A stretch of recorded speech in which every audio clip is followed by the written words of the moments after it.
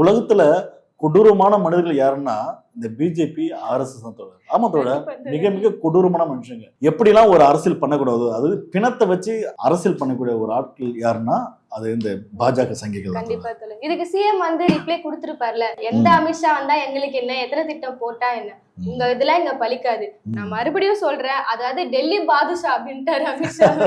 டெல்லி பாதுஷான்ற நினைப்புல இங்க வந்தா இங்க கருப்பு சிகப்பு படம் வந்து சும்மா விடாது. அதான் லாஸ்ட் தோழர் யூனிக் டைலாக் ஒன்னு சொல்லிடுறேன், திருப்பியும் சொல்றேன், தமிழ்நாடு எப்பவுமே ஆணவம் பிடித்த அவுட் ஆஃப் கண்ட்ரோல் தான் அப்படின்னு சொல்லிட்டு. உண்மையை பாத்தீங்கன்னா போன முறை மோடி வந்தாப்புல, அப்ப வந்து மோடி எப்படிதான் ஓட விட்டாங்கிறது மோடிக்கு தெரியும். சின்ன சந்தெல்லாம் பூந்து ஓடினாரு. ஆமா, ஏர்போர்ட்டுக்குள்ள போறதுக்கு வழி இல்லாம செவுத்த உடைச்சுனா உள்ள கொண்டு போனாங்க. ஏன்னா அப்ப வந்து மோடி எதிர்ப்பு கோ பேக் மோடின்னு சொல்லி தமிழ் முழுக்க பயங்கரமா ஆயிடுச்சு.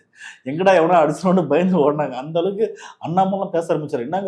என்னங்க இது, ஒரு நாட்டை ஆளும் அவருக்கே வந்து இப்படியா அப்படின்னு சொன்னாரு. அதுதான் தமிழ்நாடு. ராகுல் காந்தி சடையில தான் தொழில் ஞாபகம் வருது. ஒரு வாட்டி சொல்லியிருந்தார்ல, you can never rule the people of Tamil Nadu. கண்டிப்பா சொல்லியிருந்தாரு. ஏன்னா தமிழ்நாடு வந்து ஒரு சமத்துவத்தை நோக்கி சமத்துவத்தோடு வாழ்ந்த மண் இது.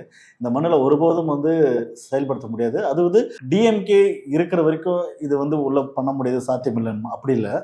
ஒவ்வொரு தமிழனும் இங்க வாழ்ற வரைக்கும் அந்த மாதிரி ஒரு விஷயம் உங்களால பண்ண முடியாது. ஏன்னா ஒவ்வொரு தமிழுக்கும் அது தோணும். ஏன்னா எங்களோட ரத்தம் அது, எங்களோட நாங்கள் வளர்ந்த இடம் அப்படிதான். ஸோ அப்படின்போது சங்கியோட ஐடியாலஜி, உங்களோட கலவர புத்திலாம் கொண்டு போயிட்டு வேற எங்கன்னா காட்டுங்க, நாக்பூர்ல வேணா காட்டுங்க போயிட்டு.